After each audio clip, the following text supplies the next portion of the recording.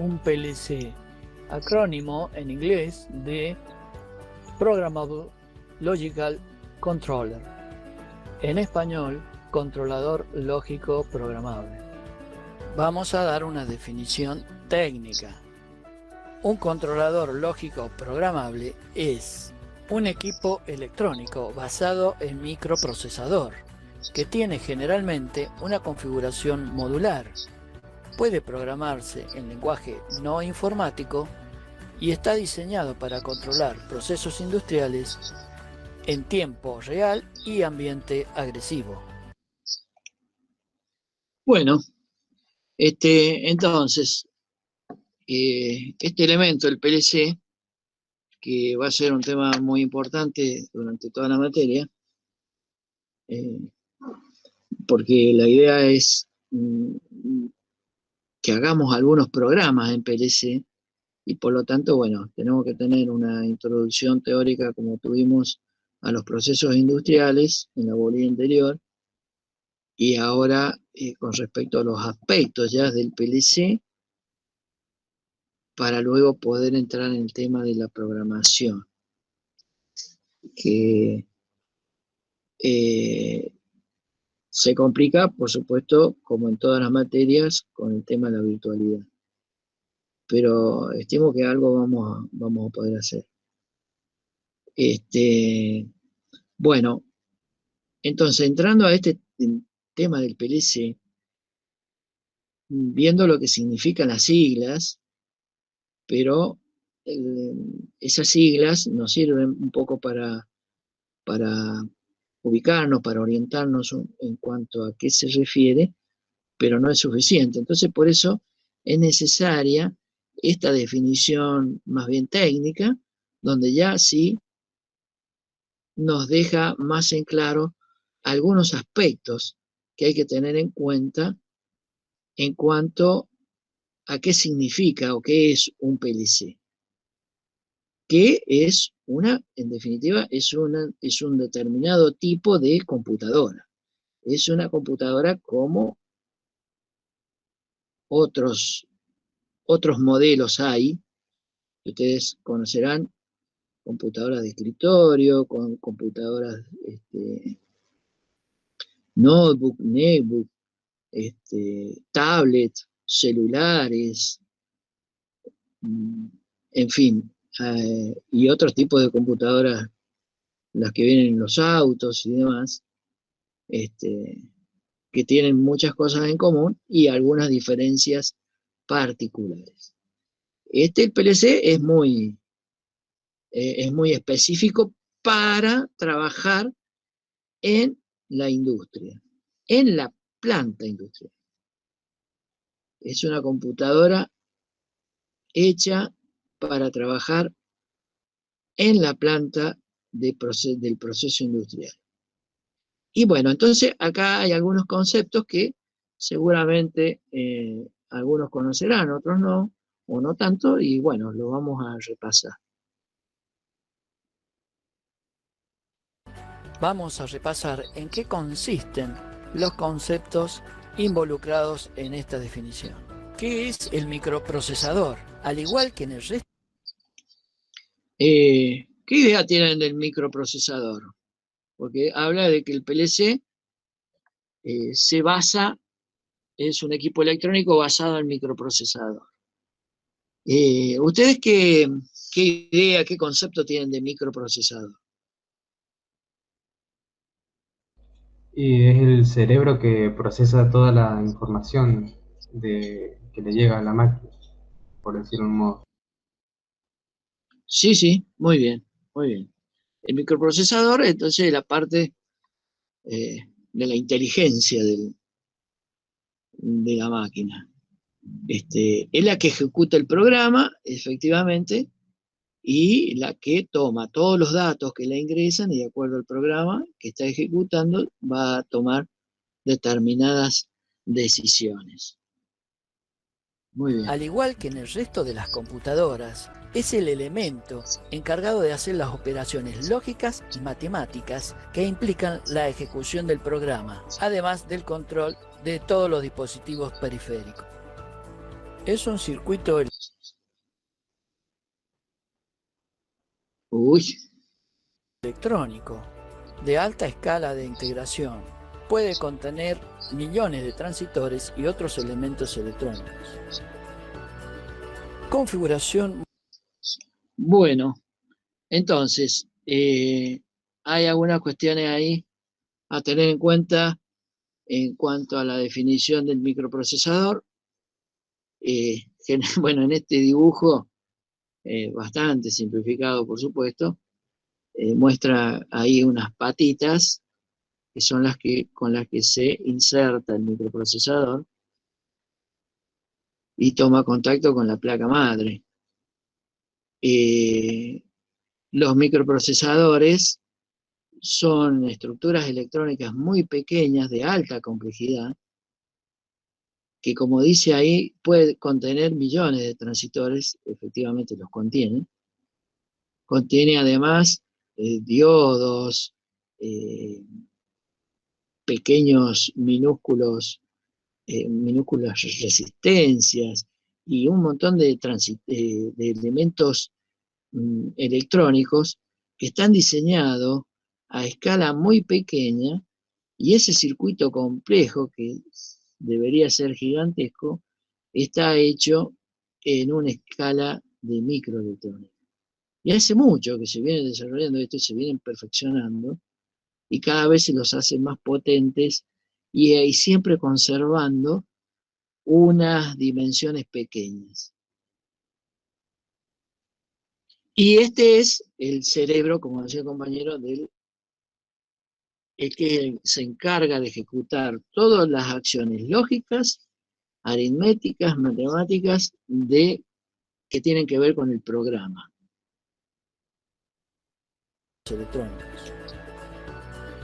Configuración modular. Un PLC puede ser, como veremos luego, de estructura compacta, que se puede comparar con una netbook o con una notebook. Por otro lado, podemos tener los modulares, que se pueden comparar con una PC de escritorio, y es la que más se usa en la industria, y es a lo que se refiere la definición. Bueno, ahí en la definición, cuando habla que tiene generalmente, dice generalmente, una configuración modular, se refiere a este segundo tipo, a esta más larga, digamos, ¿no? Aunque estos PLC compactos, bueno, también son PLC y también se usan en la industria, solo que por las características de las industrias actuales, han hecho que este tipo de PLC, el modular, sea el más usado, el más frecuente en la industria. Es el modular el que se usa.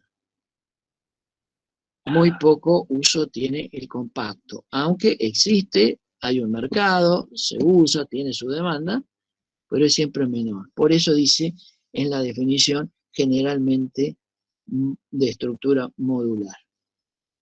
Ya vamos a ver un poquito más detenido las diferencias entre el compacto y el modular. Cada uno tiene sus ventajas y sus desventajas.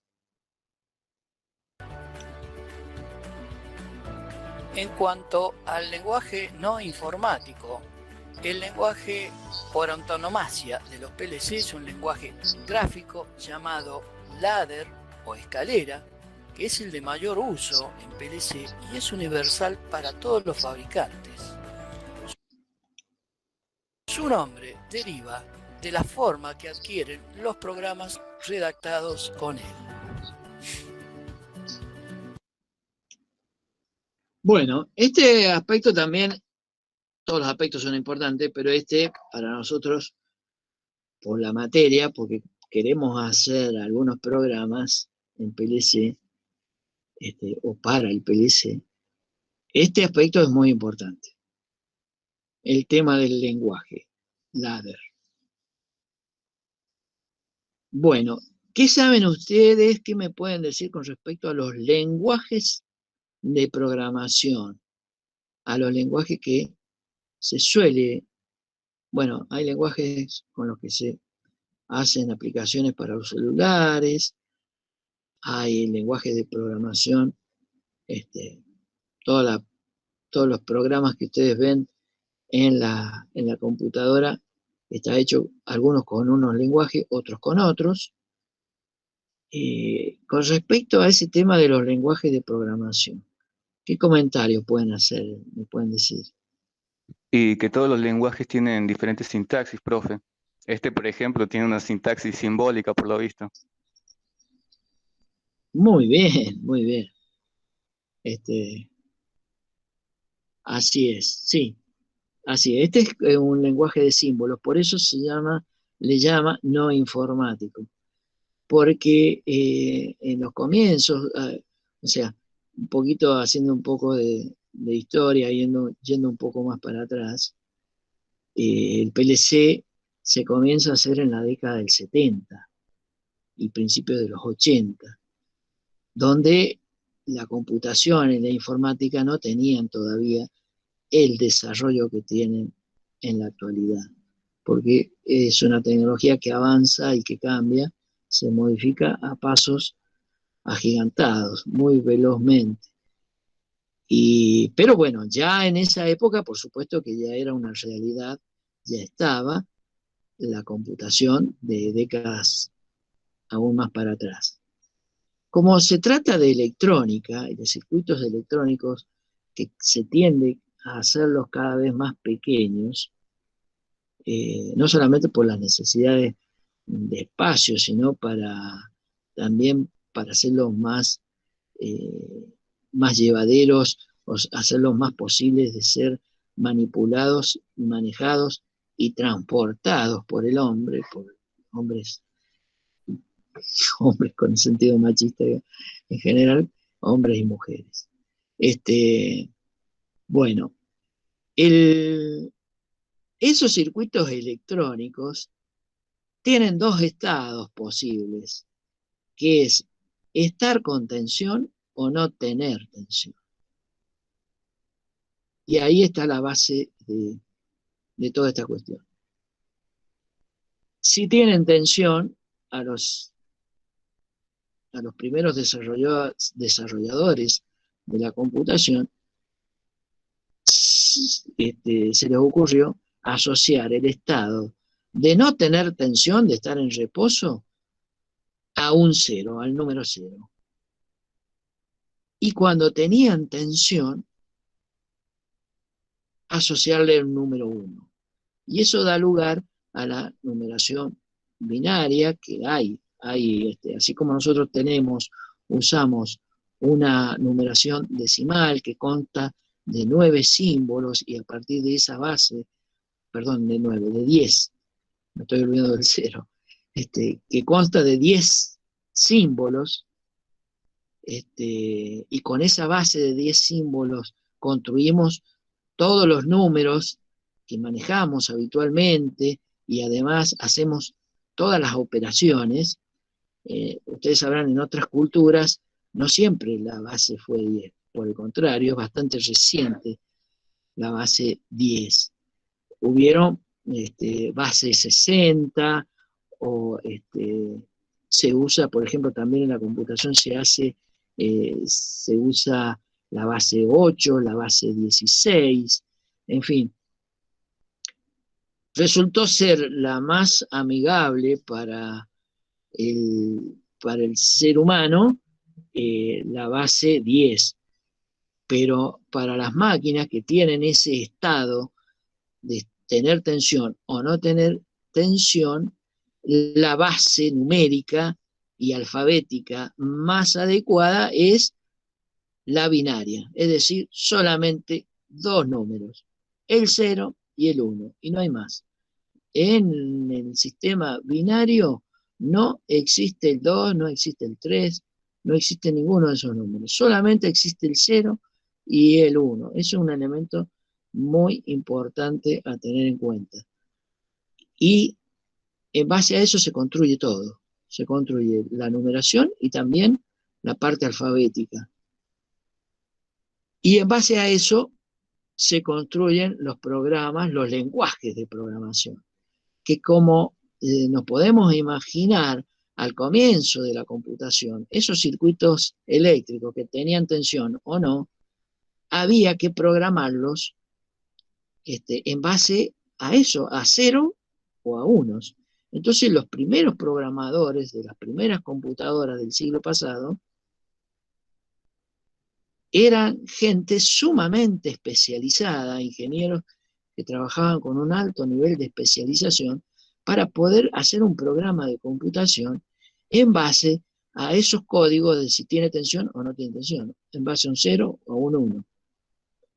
Eso abrió la posibilidad de que, como muchas de esas tareas eran rutinarias, entonces esa cadena de ceros y unos que contenían los programas de computación se podían fijar y a manera de código expresarlas con alguna palabra del lenguaje humano. Entonces, por ejemplo, a una determinada cantidad de comandos de 0 y 1 que significaban leer un dato, habría la posibilidad de ponerle el comando leer y simplificar de esa manera toda una cadena larguísima de caracteres de ceros y unos que implicaba para la máquina esa tarea. Y así van apareciendo los lenguajes informáticos, que toman esas palabras del lenguaje humano para que haga determinadas tareas, determinados comandos.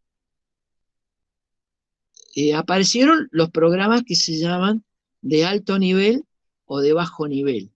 ¿Qué significaba esta división?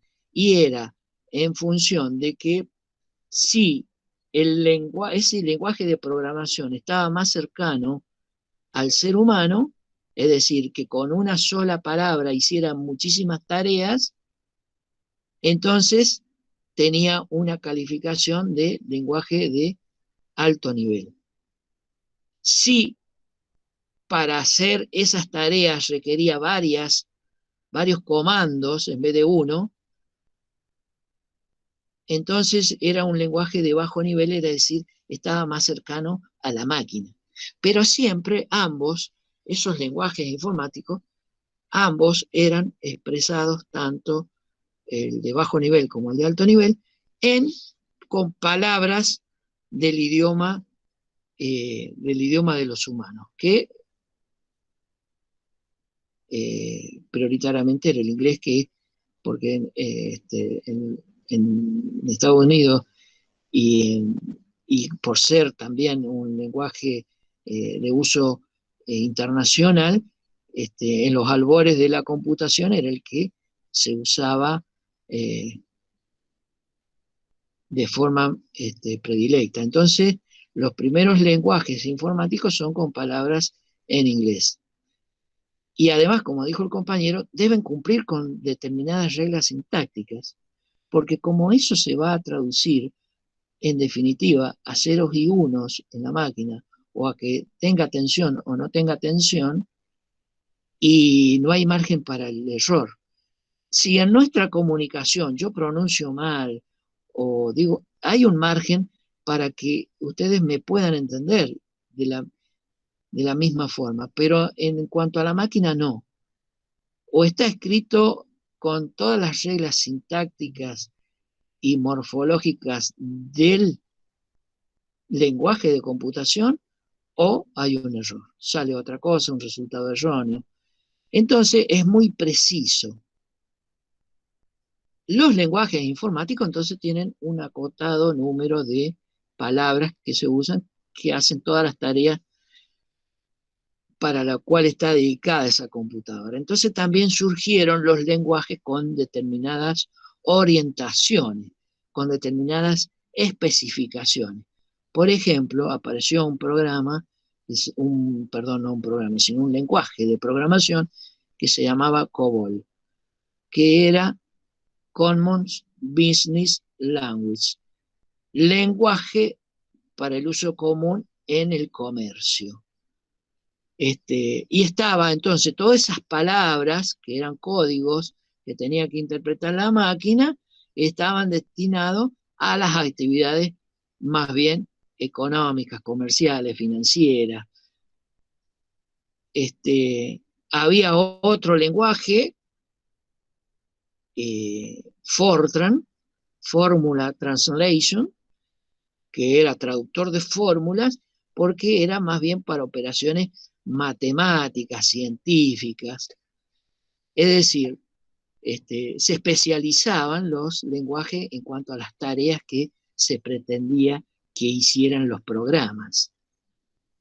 Bueno, todo esto fue evolucionando. Cuando llega la época del PLC, que son las computadoras que van a trabajar en el ambiente industrial, que es muy distinto a las oficinas o al hogar, y que requieren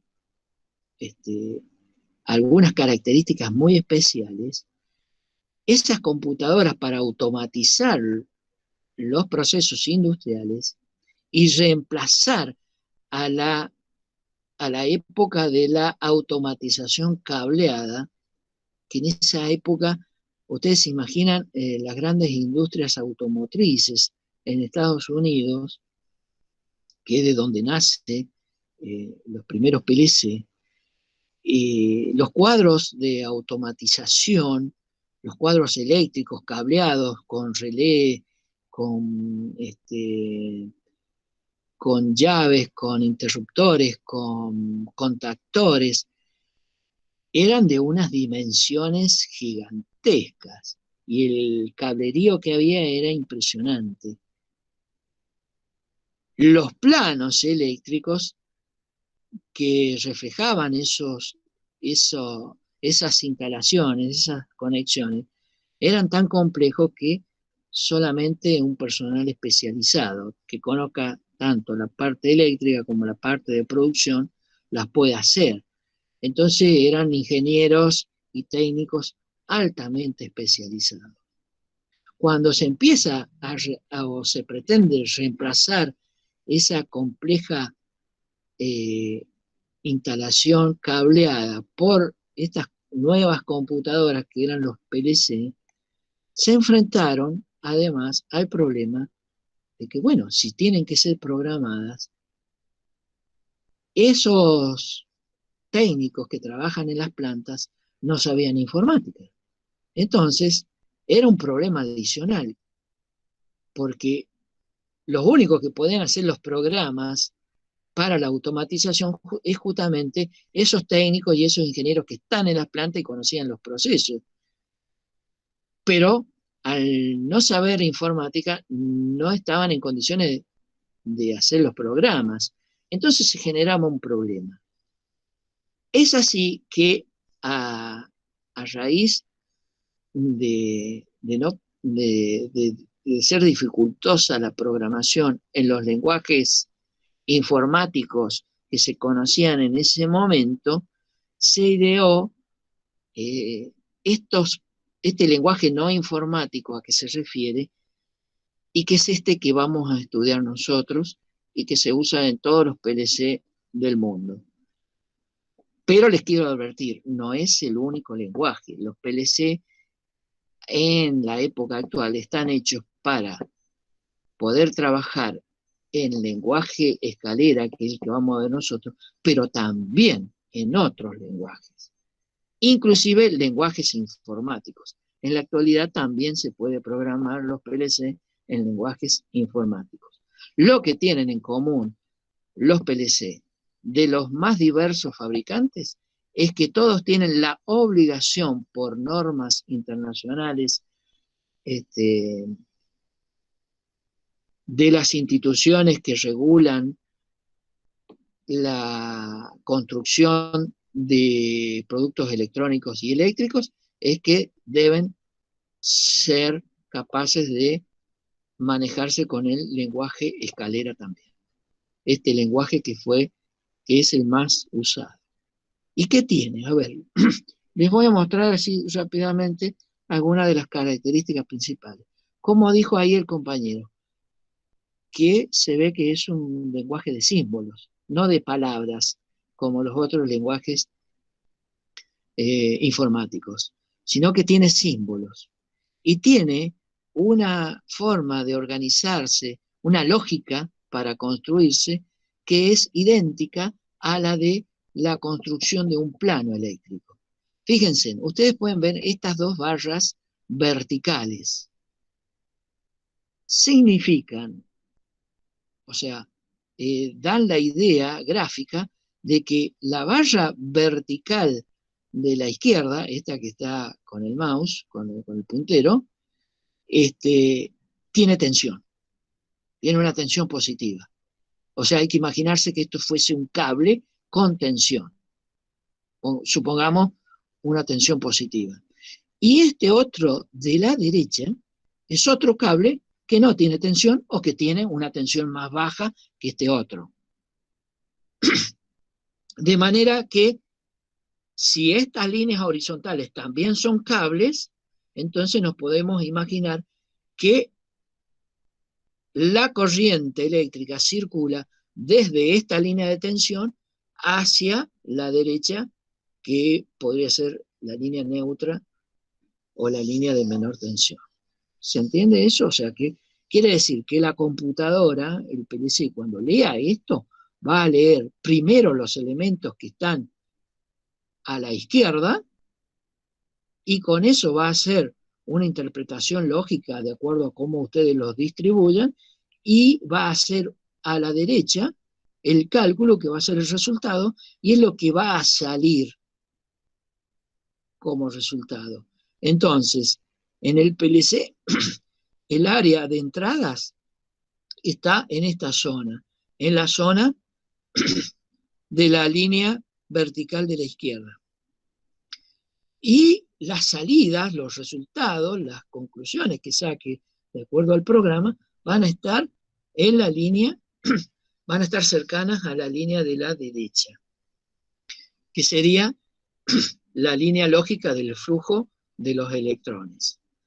Bueno, y después tiene estos gráficos, que son los comandos, que reemplazan a las palabras de los lenguajes informáticos. Y estos comandos pueden estar, como ustedes ven, a similitud de un gráfico eléctrico, pueden estar en serie, como estos, o pueden estar en paralelo, como estos. Y de acuerdo a eso se construye la lógica de la resolución de estos datos que va a leer para sacar luego la decisión. Entonces, este lenguaje que se lo ideó así para que sea amigable para los técnicos y los ingenieros que trabajan en la planta, que conocen de electricidad y pueden entonces hacer un programa con la lógica de un plano eléctrico. Es decir, ellos dicen, yo pongo una llave en serie con otra y en paralelo con esta otra. Bueno, esa lógica propia de la integración eléctrica es exactamente igual que la que se utiliza en la programación y la que permite este lenguaje que se llama ladder o escalera. Acá tienen un pedacito de un programa que ya les da la idea de tener la forma de una escalera. Bueno, estas son las principales características. Se trata de un lenguaje gráfico con símbolos que tienen una lógica eléctrica que se hizo para que sea amigable para la gente que trabaja en las plantas industriales y que sabe de electricidad y de electrónica. Entonces, para que pueda hacer la programación del PLC con esa lógica tal cual la lógica con que se hace un plano eléctrico. Bien, y después tiene, ustedes ven acá una I, a diferencia de esta O. Bueno, esta I quiere decir input. Sería en un lenguaje, si fuese informático, habría que escribir la palabra input. Y para una O habría que poner la palabra output. Pero además acá hay unos números que indican las direcciones de memoria donde se tiene que dirigir la CPU a averiguar el dato que está en esas posiciones. Bien, entonces están puestas con estas posiciones.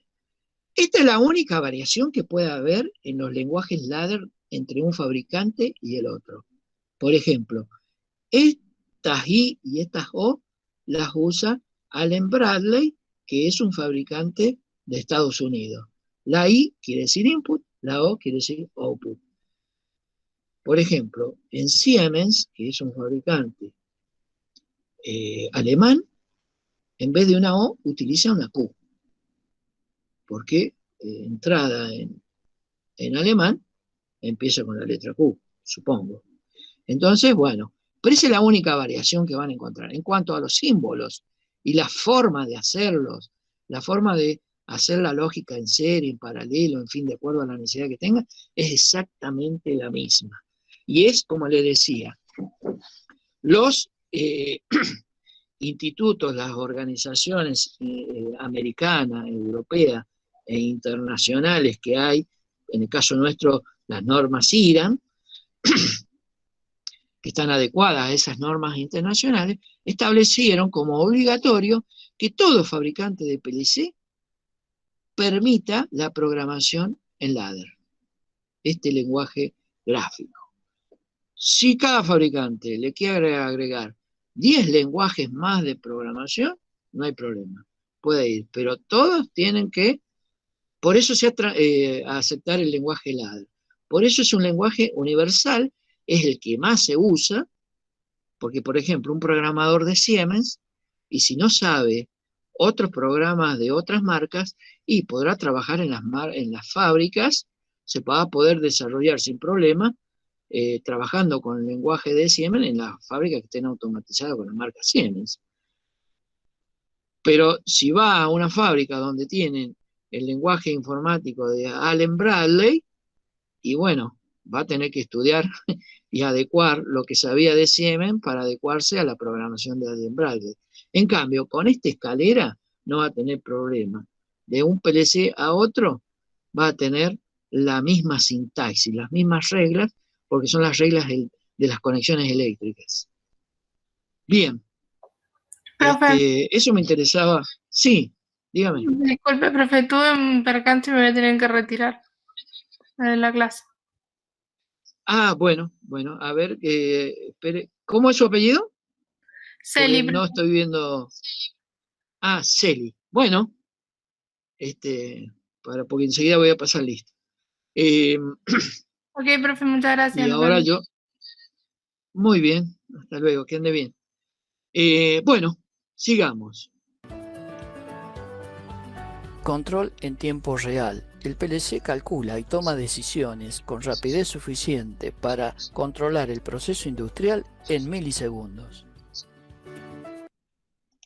Bueno, como ustedes sabrán, en la industria el tiempo es oro y es un tirano, digamos.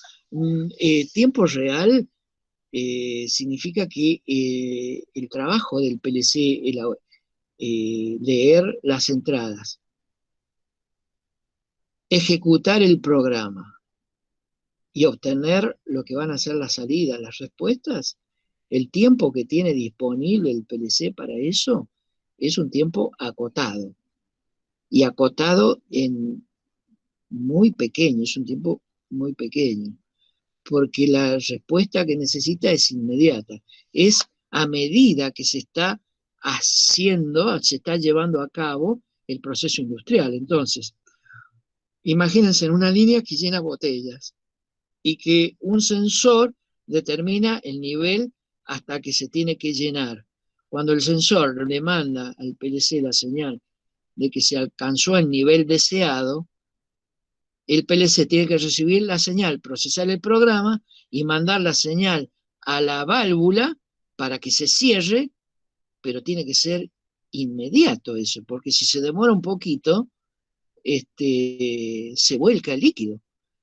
Entonces, la necesidad de una respuesta inmediata hace que tenga que trabajar en tiempo real.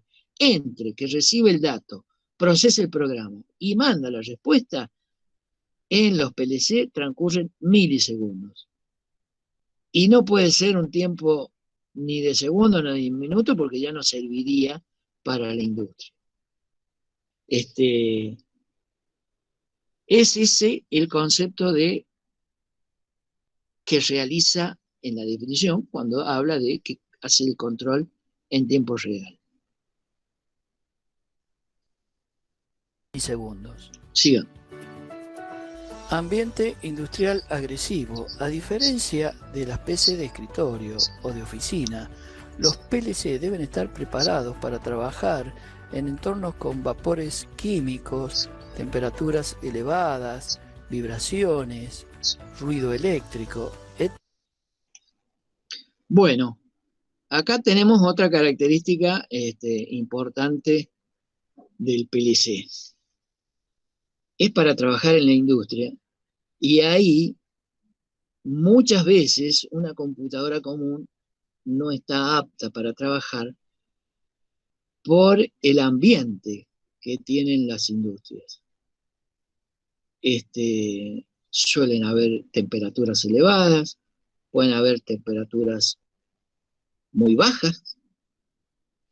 No sé si habrán visto en algunas computadoras y en algunos elementos electrónicos, tiene una indicación en qué rango de temperaturas puede trabajar.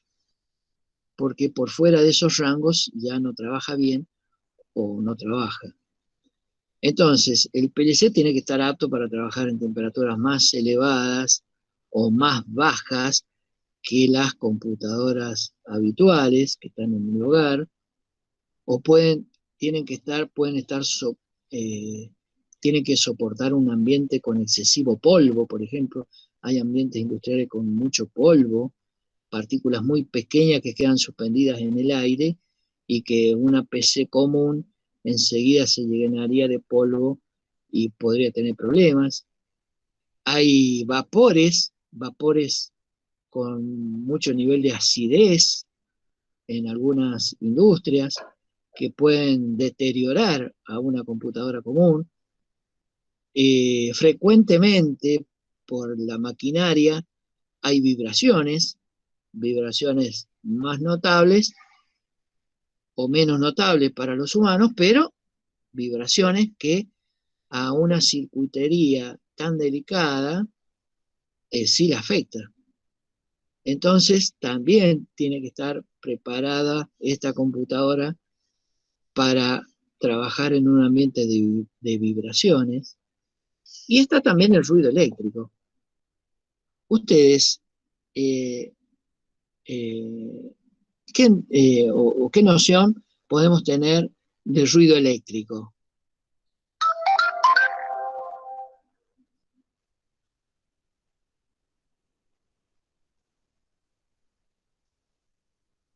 ¿Qué se les ocurre que sería el ruido eléctrico y en qué puede afectar?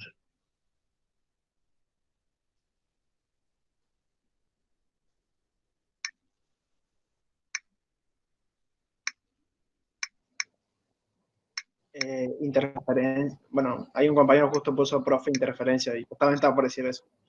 Interferencia en la señal. Ah, muy pues. bien. Sí, interfiere, efectivamente. Interfiere en la señal.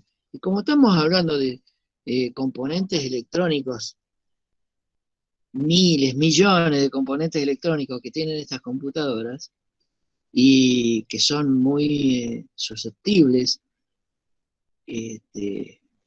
pueden ser alterados por el campo eléctrico. El ruido eléctrico vendría a ser el efecto de campo eléctrico que está en toda máquina eléctrica, en los motores y sobre todo en los conductores. Habitualmente nosotros no percibimos ese ruido eléctrico, que no es un ruido sonoro, sino que es un campo eléctrico que nosotros generalmente, si no es muy grande, no nos afecta, pero a los elementos electrónicos sí. Entonces, toda la maquinaria donde se trabaja, a veces con 220, otras veces, la mayoría de las veces, a 380 volt, corriente alterna, hay otras tensiones, hay elementos de corriente continua también,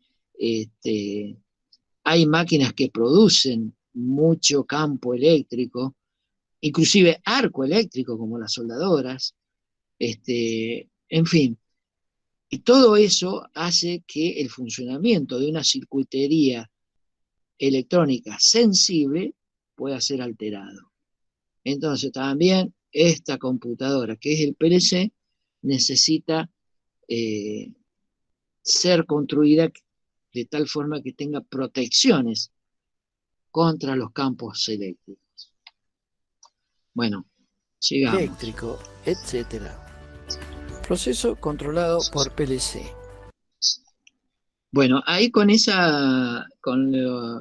que vimos hasta el momento, vimos los elementos, los conceptos que hacen a la definición de PLC, esa definición técnica. Ahora ya seguimos bueno, ahora vamos a ver un pequeño gráfico para ilustrarnos dónde iría posicionado el PLC. Proceso controlado por PLC. Debemos recordar que los sistemas de control pueden ser por lazo abierto o por lazo cerrado.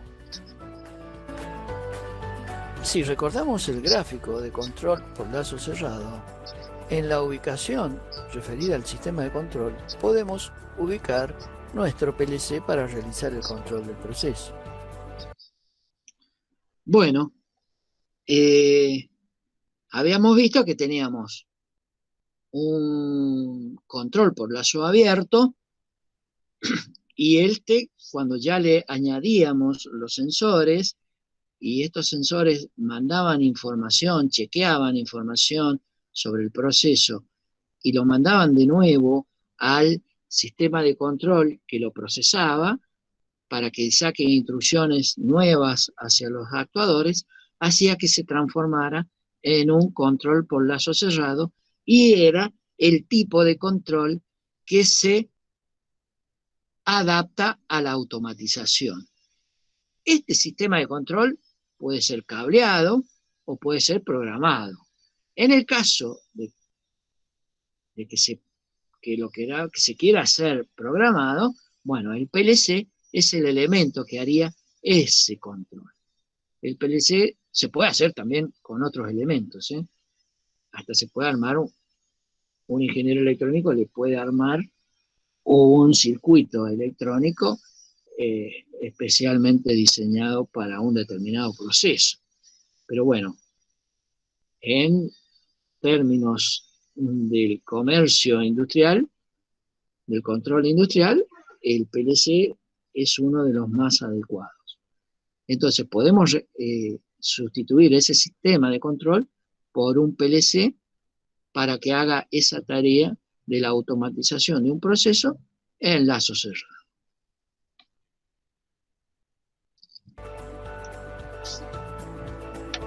Para la clasificación de los PLC podemos mirar la configuración de su hardware, chasis o carcasa,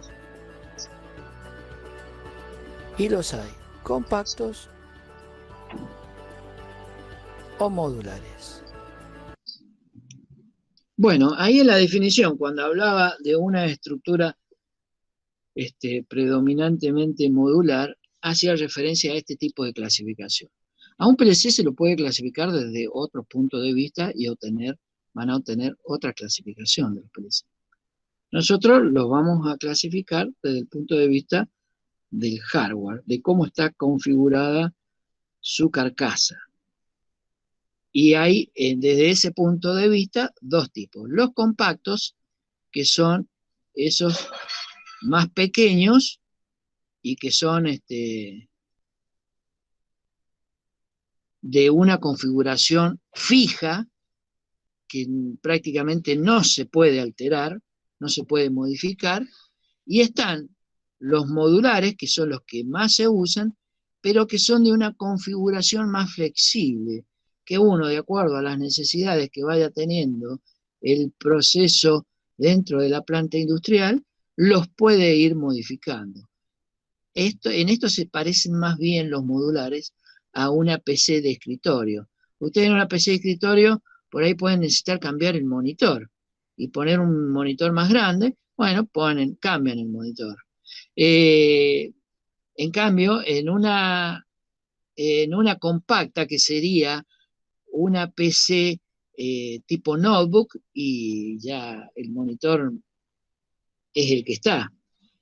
Y así bien, en la PC de escritorio, con la que comparamos los modulares, ustedes tienen más versatilidad para agregarle más periféricos. Ustedes le pueden cambiar el teclado, no me gusta este teclado, no me sirve, le pongo otro, le cambio el mouse, o la cámara web,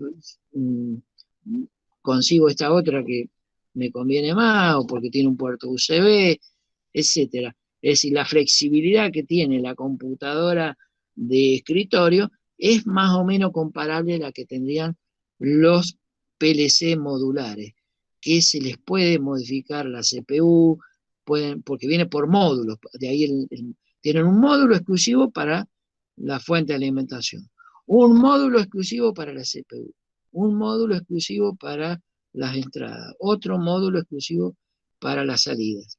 Y esos módulos pueden ser cambiables, pueden ser variables. De pronto ustedes dicen, voy a poner en la línea de producción más máquinas y la cantidad de entradas que tengo en el PLC no me cubre, entonces le pongo más módulos de entrada. Sería agrandar esa cantidad disponible de entradas. Y lo mismo se puede hacer con las salidas, con el módulo de comunicación. Podemos poner uno o podemos poner varios, de acuerdo a las necesidades. En la estructura compacta podemos hacer comparación con las netbooks o notebooks, pues reúnen en un solo bloque todos sus elementos, fuente de alimentación, CPU, memorias, entradas, salidas, etc. Es para aplicaciones en que el número de entradas-salidas es pequeño, poco variable y conocido a priori. La carcasa es de carácter estanco, que permite su empleo en ambientes industriales especialmente hostiles. Bueno,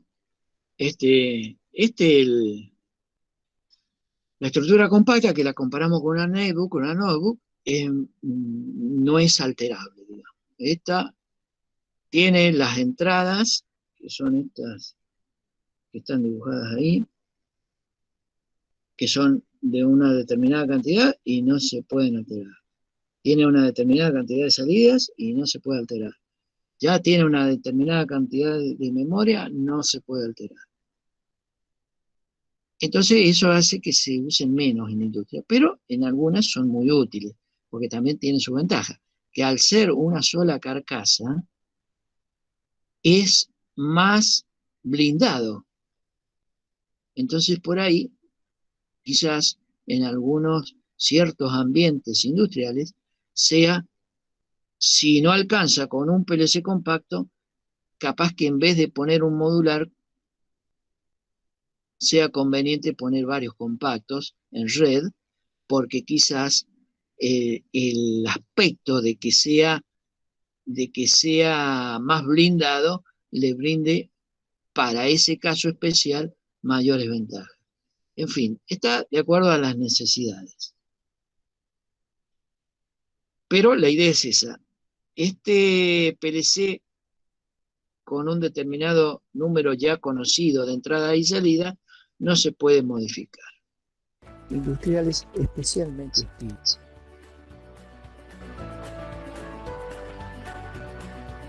En cuanto a la estructura modular, se la puede comparar con una PC de escritorio por su flexibilidad y su versatilidad para permitir expansiones y actualizaciones. El PLC modular permite adaptarse a las necesidades del diseño y a las posteriores actualizaciones. La configuración del sistema es variable. Permite el funcionamiento parcial del sistema frente a averías localizadas y una rápida reparación con la simple sustitución de módulos averiados. Bueno, es lo que habíamos dicho con respecto a los modulares, ¿no? Es eso. Tiene esa versatilidad de poderse ampliar de acuerdo a las necesidades. Y esa otra, la de, en el caso de una falla. Para el PLC compacto, si tiene alguna falla, listo, se tiene que detener el proceso. O no se puede controlar, por eso rompió el PLC. En cambio, en estos, si ustedes tienen un proceso, imagínense un proceso con varias líneas de producción, donde tengan por cada línea de producción un módulo de entrada y un módulo de salida. Supongamos que se produce una avería en un determinado módulo de entrada, va a afectar esa avería a esa línea de producción. El resto de las líneas de producción van a poder seguir trabajando, o sea que la planta, aunque sea en forma parcial, va a poder seguir trabajando. No necesita detenerse. Solamente se va a detener la línea que es controlada por ese módulo que se rompió. Pero el resto sigue trabajando. Y con la ventaja que si tienen disponible un módulo para reemplazarlo, con un reemplazo que se hace muy rápido, ya tienen nuevamente reparado todo y en condiciones de trabajar al 100%. Esa es una de las grandes también, de las grandes ventajas que tiene el PLC modular. Para armar un PLC modular necesitamos partir de una fuente de alimentación como la que se ve en la imagen, luego le añadiremos una CPU, posteriormente puede ser un módulo de comunicaciones, luego un módulo de entradas, un módulo de salidas, etc. En los componentes del PLC, el siguiente gráfico muestra cómo la arquitectura de un PLC es tal que la CPU está aislada eléctricamente de los dispositivos captadores de campo, los dispositivos de entrada, y de los dispositivos actuadores o de salida de campo, mediante los módulos de entrada y módulos de salida. Bueno, esa protección de que hablábamos con respecto entre otras cosas, al ruido eléctrico, esto que ven en el recuadro verde sería el PLC, un gráfico de los componentes del PLC, los componentes principales. Tiene otros, pero bueno, ahora nos vamos a centrar en estos tres: módulo de entrada, CPU y módulo de salida. Vamos a hacer de cuenta que el PLC está constituido por estos tres componentes, nada más, que son los principales. Por fuera del PLC están las entradas de campo y las salidas de campo. Se le llama de campo por la traducción del inglés, porque esto viene del inglés, que le llaman field, F-I-E-L-D. En la traducción al español es campo. Y quizás nos pueda hacer un poco de ruido porque estamos hablando de la industria.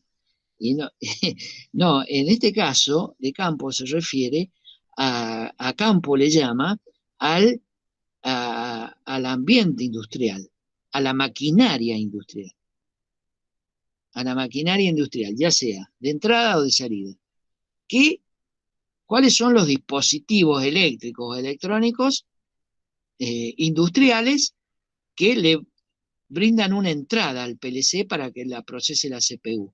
Y habíamos dicho, puede ser un interruptor, un pulsador, puede ser un sensor, puede ser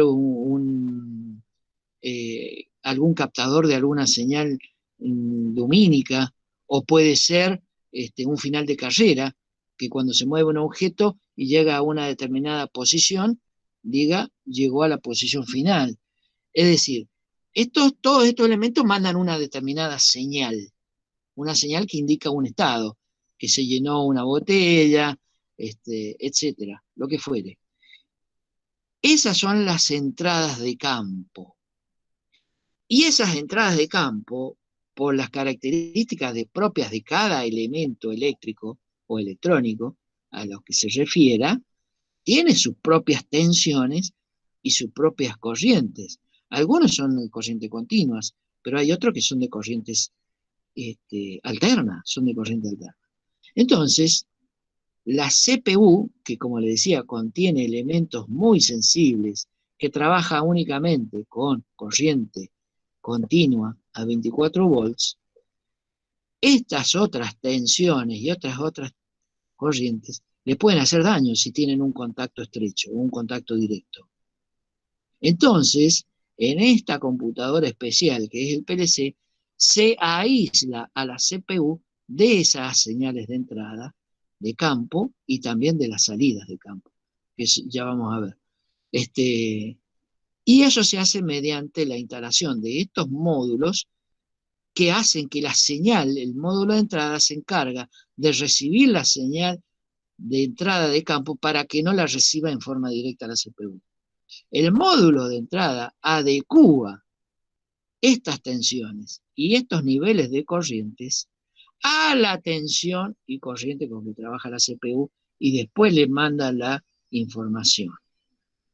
Obviamente lo hace en un tiempo, como habíamos dicho, siempre en el orden de los milisegundos. De manera que el módulo de entrada cumple dos funciones. Una que es hacer la adecuación de todas estas corrientes y tensiones que vienen de afuera del PLC, de los elementos eléctricos de la planta, que son las entradas de campo, las adecua y se las pasa a la CPU. Pero también cumple con la misión de aislar a la CPU de estas tensiones. Y de esa manera la protege. La tarea del módulo de salida es muy similar. También la aísla de las salidas de campo y toma las señales que vienen de la CPU y las va a adecuar a las tensiones necesarias para los elementos eléctricos, que son las salidas de campo. Las salidas de campo son los actuadores, que puede ser un motor de corriente continua, un motor de corriente alterna, un motor monofásico, trifásico, puede ser un relé, puede ser una lámpara, puede ser una bocina en el caso de que ustedes quieran producir algún ruido, en fin. Acá de este lado, de la salida de campo, están los actuadores. De acá, los captadores, que son los que reciben señales. Y acá son los que ejecutan alguna acción sobre el proceso. Y como decimos, módulo de entrada y módulo de salida para adecuar las señales para aislar la CPU, y en el caso del módulo de salida, toma estas señales que va a mandar la CPU después de haber procesado el programa, las va a amplificar y las va a adecuar a las corrientes necesarias para los elementos de salida. Esa es una distinción muy importante en cuanto al PLC de las computadoras comunes.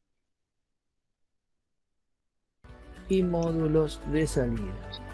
En cuanto a los bloques principales que componen un PLC, podemos decir que el bloque de entradas adapta y codifica de forma comprensible para la CPU las señales procedentes de los dispositivos de entrada o captadores. Estos dispositivos pueden ser un pulsador, un fin de carrera o un sensor, etc.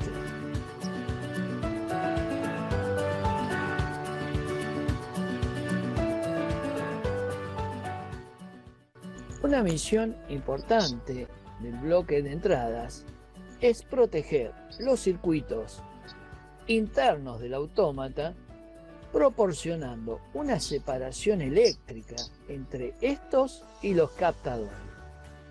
En cuanto al bloque de salidas, decodifica las señales procedentes de la CPU, las amplifica y las envía a los dispositivos de salida o actuadores. Estos dispositivos pueden ser una lámpara, un relé, un contactor de un motor, una electroválvula, etc.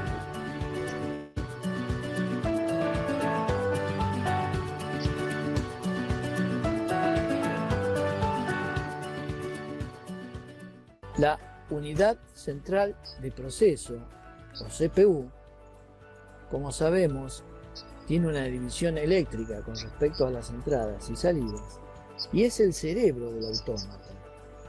Su función es interpretar las instrucciones del programa del usuario y en función de las entradas activar las salidas deseadas.